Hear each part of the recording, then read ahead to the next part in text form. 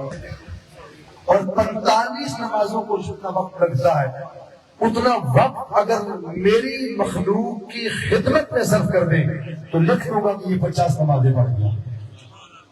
یہ 45 میں سے 5 یہ 10% بنتا ہے. اللہ رب العزت نے اس آیت میں فرمایا وَإِذَا أَخَذْنَا مِيثَاقَ بَنِي إِسْرَائِیلَ. یہ سورۃ البقرہ پہلا سپارہ بس نمبر 83.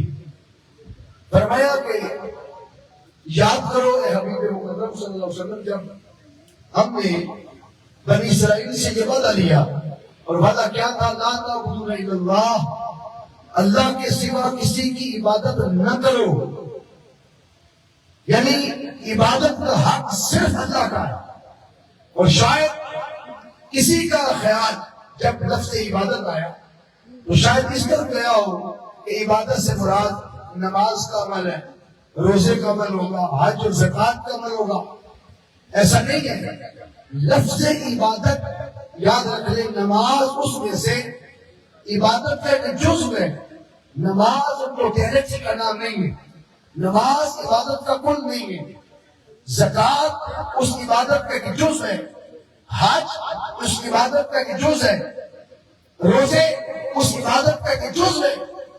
اللہ رب العزت نے جب عبادت کا لفظ استعمال کیا تو یاد رکھ لیں یہ جو دو طرح کے حق ہے نا, اللہ کا حق ہے عبادت اور مخلوق کا حق, یہ دونوں ادا کرنا ہی خدا کی عبادت بن جاتا ہے. صرف نماز روزہ حج زکوٰۃ ہی عبادت نہیں ہے. آپ کسی کے رستے سے کانٹا اٹھا دیتے ہیں وہ عمل بھی عبادت بن جاتا ہے. آپ کسی کے رستے سے پتھر ہٹا دیتے ہیں وہ بھی عبادت بن جاتا ہے. آپ کسی مظلوم محکوم مجبور کے حق کی آواز بن جاتے ہیں, اللہ کی عمل ہی اللہ کی عبادت بن جاتا ہے. آج مزدور یہ ہے, آپ مزدوروں کے حق کی آواز بلند کرتے ہیں اور ملک پاکستان میں رہنے والے مظلوموں محکوموں اور مجبوروں کی آواز بلند کرتے ہیں اور عالم اسلام میں انسانیت کے حقوق کی جنگ لڑتے ہیں, تو وہ عمل بھی اللہ کی عبادت بن جاتا ہے. اگر فقط نماز کو ہی عبادت سمجھ لیا جائے اور کل عبادت سمجھ لیا جائے تو یاد رکھ لیں کہ حقوق کی ترتیب میں اس آیت میں رب جلال نے نماز کو 6 نمبر پر جا کے ذکر کیا ہے اور زکوٰۃ کو 7ویں نمبر پر جا کے ذکر کیا. یہ حقوق کی ترتیب ہے. اور حق عبادات میں دنیا میں جو پہلا حق رکھا وہ والدین کے ساتھ حسن سلوک رکھے.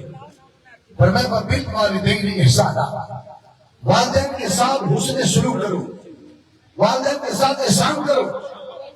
یہاں بڑی توجہ سے بات سنیے گا کیونکہ آخری گھڑیاں ہیں, اس کے بعد انشاءاللہ دعا ہونی ہے.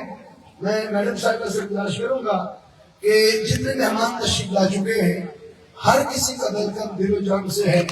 چند لمحے ہیں اور بڑی توجہ سے یہ تاکہ یہ محفل یاد خدا اور یاد مصطفیٰ بن.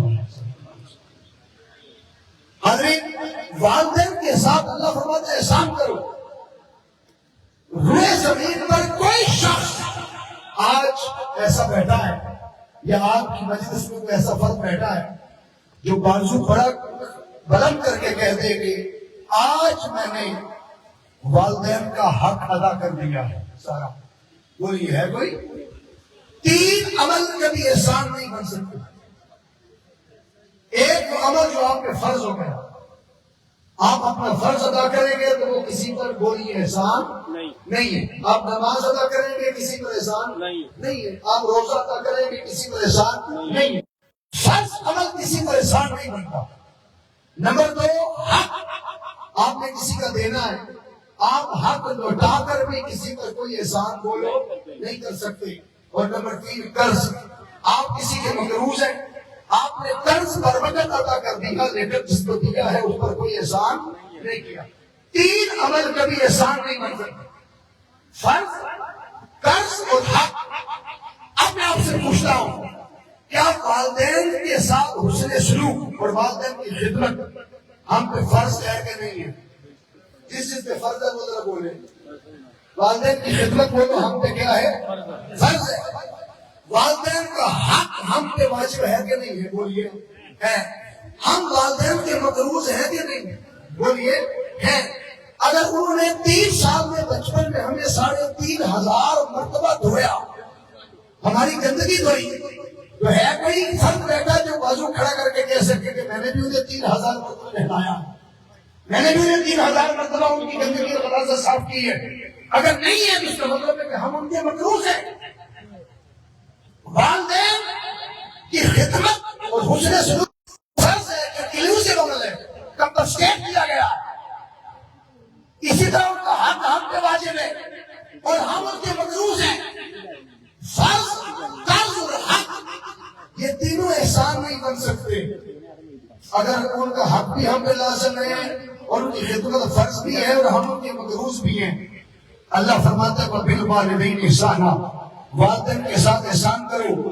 تو پھر کون ہے جو والدین کے ساتھ احسان کرے؟ یہ تینوں کام احسان بن نہیں سکتے۔ فرض احسان نہیں بن سکتا، حق آسان نہیں بن سکتا اگر چکا دیا، قرض احسان نہیں بن سکتا اگر آپ نے ادا کر دیا۔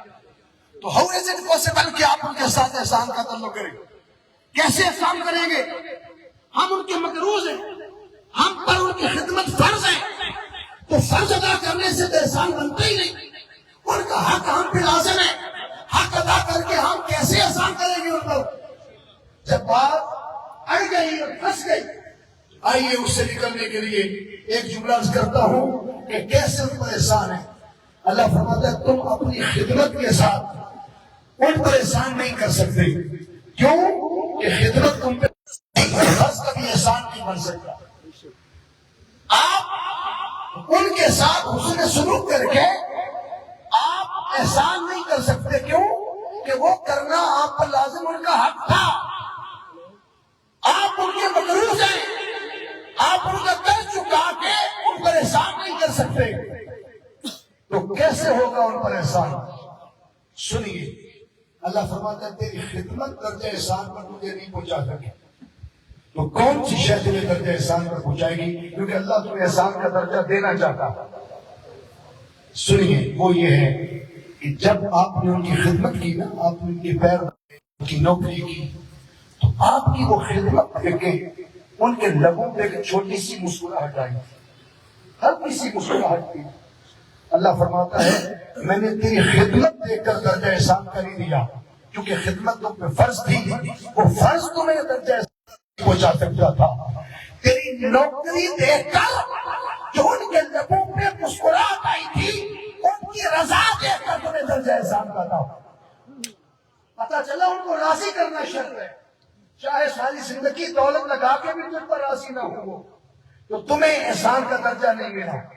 چاہے تم 1 روپیہ بھی خرچ نہیں کیا، وہ خود تجھ پہ راضی ہو گئے تو رب نے تجھے درجہ احسان کا دے دیا۔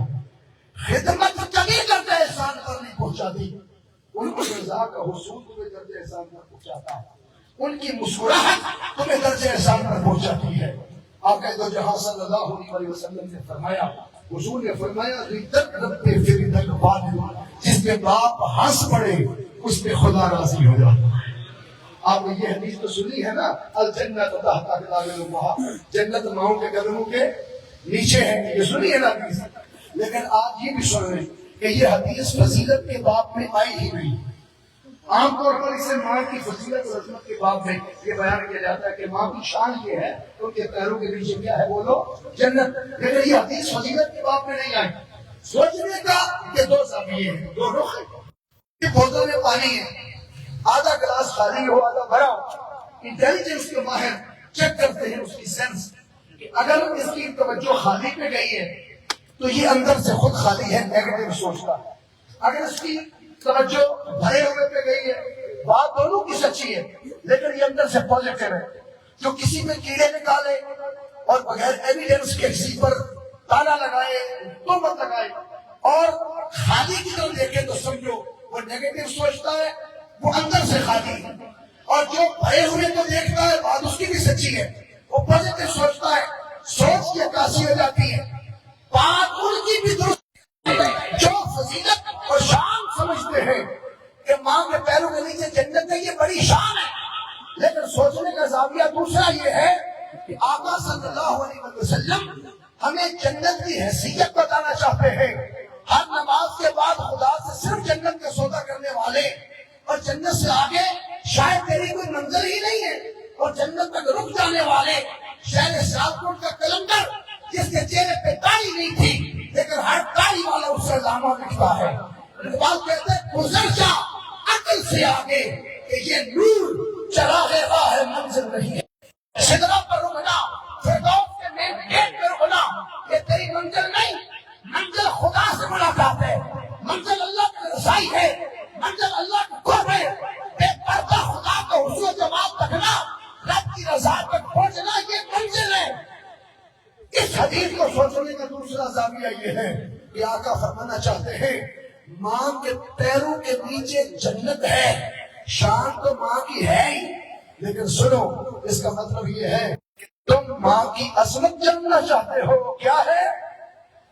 جنت ماں کے پیروں کے نیچے ہے۔ حضور فرمانا چاہتے ہیں لوگوں جنت تو ماں کے پیروں کی، پیروں کے نیچے کیا لگتی ہے بولو؟ خاک۔ برابر نہیں فرمایا، پیروں کے نیچے فرمانا چاہتے ہیں جنت ماں کے پیروں کی خاک ہے، ان کی شان، ان کی عظمت، ان کا مقام، ان کی حیثیت پوچھنی ہے تو سنو، جس پر یہ مسکرا دے اس پہ خدا راضی ہو جاتا ہے، انہیں خدا کی رضا کا مقام نصیب ہوگا۔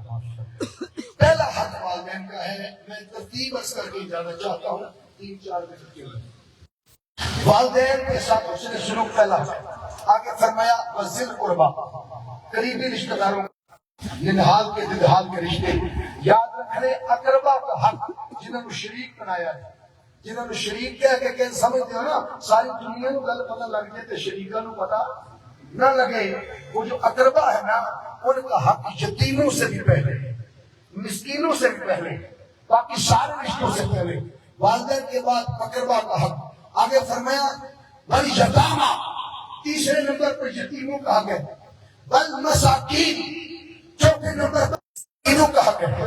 کن کا حق ہے بولو؟ مسکینوں کا۔ اب مسکین اور غریب، ہم ایک ہی بندے کو کہتے تھے کہ یہ غریب اور مسکین ہے، مگر there is a big difference between two personalities, identities and community۔ تو شخصیات میں فرق سنیں، غریب اور ہوتا ہے، مسکین اور ہوتا ہے۔ آج مضمون یہ ہے، میں پاکستان کے نام بھی ایک پیغام آپ کی نظر کرنا چاہتا ہوں کہ غریب اسے کہتے ہیں کہ جس کے پاس جو ہے اس وقت، چاہے ایک روٹی کا آٹا ہے، چاہے ایک ٹائم کا کھانا ہے، اللہ نے اسے دیا اتنا ہے، اسے غریب کہتے ہیں۔ اللہ نے اسے دیا اتنا ہے۔ مسکین اسے نہیں کہتے، مسکین اسے کہتے ہیں جسے رب نے خزانے بڑے دیے تھے لیکن کسی ظالم نے لوٹ کر اسے کنگال کر دیا، اسے مسکین کہتے ہیں۔ اس تعریف کے ذریعے میں المفردات نکالے، القاموس نکالے، عربی کی ڈکشنری نکالے، مسکین اسے نہیں کہتے کہ جس کے پاس جو ہے اللہ نے دیا اتنا تھا، مسکین اسے کہتے ہیں جس سے خزانے بڑے ملے لیکن ظالموں نے لوٹ لوٹ کر اسے کنگال کر دیا۔ جب یہ تعریف آپ کو مل گئی، اب میں سوال اس کا جواب آپ سے پوچھنا چاہوں گا جس کے اندر جرأت ہے اور جو میڈم نے ڈیرے پر جذبے سے آیا اور پاکستان